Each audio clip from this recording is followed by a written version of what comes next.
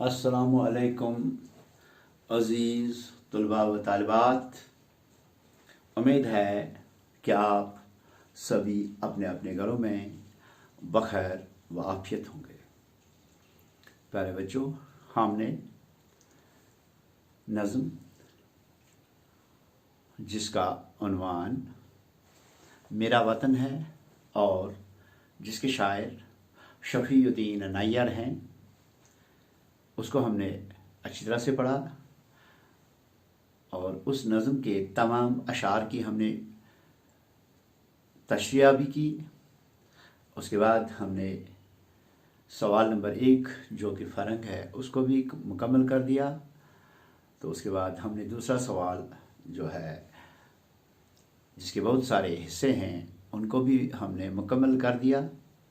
यानी हमने उन सवालात के जवाबात भी पढ़े और उनको समझा भी। उसके बाद हमने तीसरा चौथा सवाल भी कंप्लीट किया, फिर हमने पांचवा भी कंप्लीट किया। लेकिन प्यारे बच्चों, आज हम छठे सवाल को हल करने की कोशिश करेंगे। तो आप अपनी किताब बहारिस्तानी उर्दू को सफ़ा नंबर 113 पर खोलिए, जहाँ पर आपको ये दिया गया है कि नीचे लिखे हुए लफ्ज़ों को अपने जुमलों में इस्तेमाल कीजिए। नीचे लिखे हुए लफ्ज़ों को अपने जुमलों में इस्तेमाल कीजिए। यानी कुछ अल्फाज हैं जिनको हमने अपने जुमलों में इस्तेमाल करना है और इन्हीं लफ्ज़ों को मैंने यहाँ इस वाइट बोर्ड पर दर्ज किया है। तो उनको हम एक बार फिर अपने अल्फाज में, अपने जुमलों में इस्तेमाल करेंगे। जैसे दरिया है। दरिया जो है,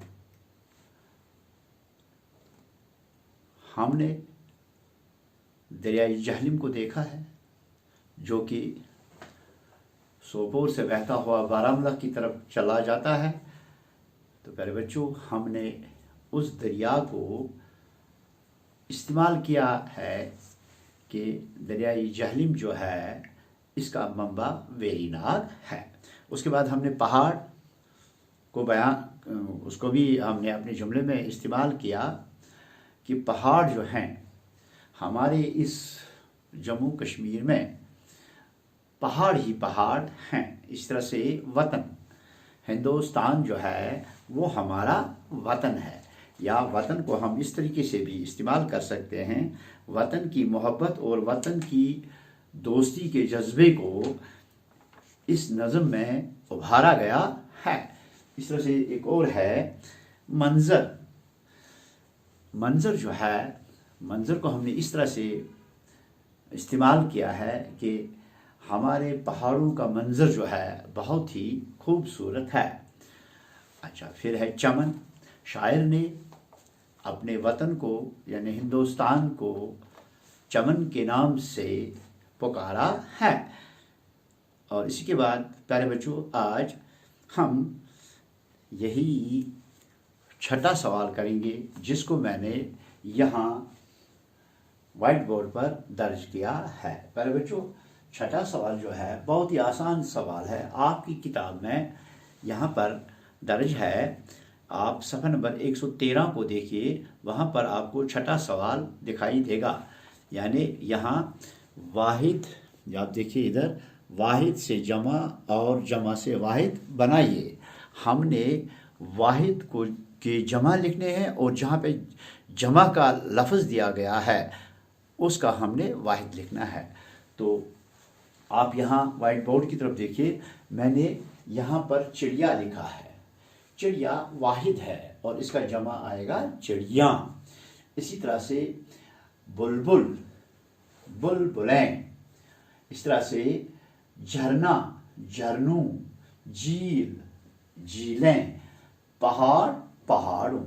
तो प्यारे बच्चों, ये जो सुर्ख से अल्फाज आपको दिखाई देते हैं, यानी सुर्ख अल्फाज जो आपको दिखाई देते हैं, ये आपकी किताब में दर्ज हैं। इन्हीं के हमने वाहिद और वाहिद के जमा लिखने हैं और जमा के वाहिद लिखने हैं। इस तरह से हमने इनके जमा लिखे हैं। अब है सवाल नंबर 7, मिसरों को सही तरतीब में लिखकर मुकम्मल कीजिए। ये मिसरे इसने दिए हैं, यानी इसने अच्छी तरह से इनको नहीं दिया है।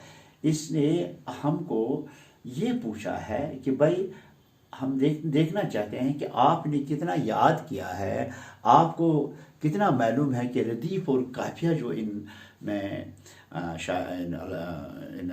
मिसरों में होता है, इनकी शायरी में जो होता है, वो हमने चेक करना है, क्योंकि इसने इसको रदीफ और काफिया के शक्ल में नहीं रखा है। यानी यहाँ का शार वहाँ लिया है और वहाँ का शार यहाँ लाया है।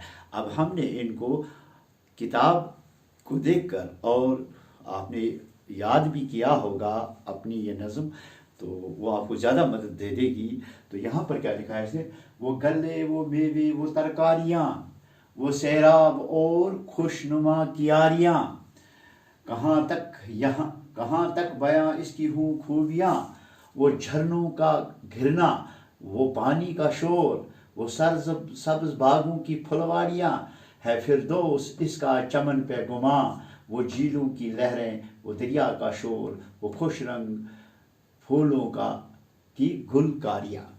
तो यहाँ पर अगर जो शार इन्होंने लिखे हैं, ये 4 मिसरे इसने लिखे हैं, इन 4 मिसरों के साथ अपना मिसरा कौन आता है वही आपको लिखना है। जैसे हम ये इसको ले लेंगे, वो झीलों की लहरें, वो दरिया का शोर, तो इसके साथ आएगा वो झरनों का गिरना, वो पानी का शोर।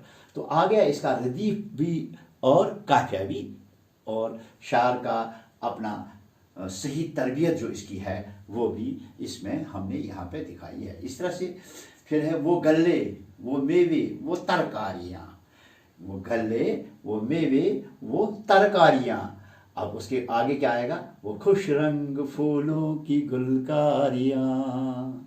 हाँ, इस तरह से उसके बाद है वो सरसब्ज बागों की फुलवारियाँ, वो सरसब्ज बागों की फुलवारियाँ। तो इसके आगे क्या आएगा, वो सहराब खुशनुमा कियारियाँ, वो सैराब और खुशनुमा कियारियाँ। इस तरह से वो झीलों की लहरें, वो दरिया का शोर, वो झीलों की लहरें, वो दरिया का शोर है फिरदौस का इस चमन पे गुमा। तो यहाँ पर मैंने इनको बिलतरतीब लिखा हुआ है। तो पहले ये देखिए, वो झीलों की लहरें, वो दरिया का शोर, वो झरनों का गिरना, वो पानी का शोर, वो गले, वो मेवे, वो तरकारियाँ, वो खुश रंग फूलों की गिलकारियाँ।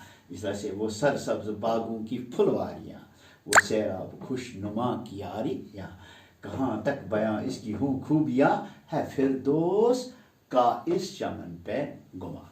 तो इसके बाद अमली काम है आप लोगों के लिए। सवाल नंबर 7 है, आपको इस नज़म को ज़बानी याद करना है। तो अमली काम है, इस नज़म को ज़बानी याद कीजिए। उसके बाद 8वां सवाल 8वां सवाल हमने कर दिया।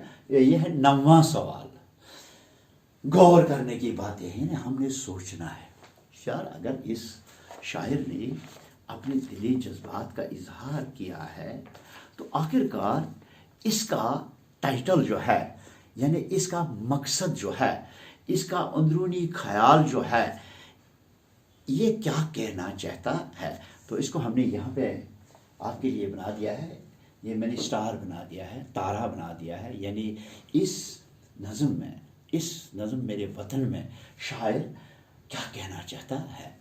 इस नज़म में मेरा वतन जो है, वतन के इन्वान से वतन की अहमियत बयान की गई है। यानी इस नज़म में शायर ने वतन की अहमियत को बयान किया है।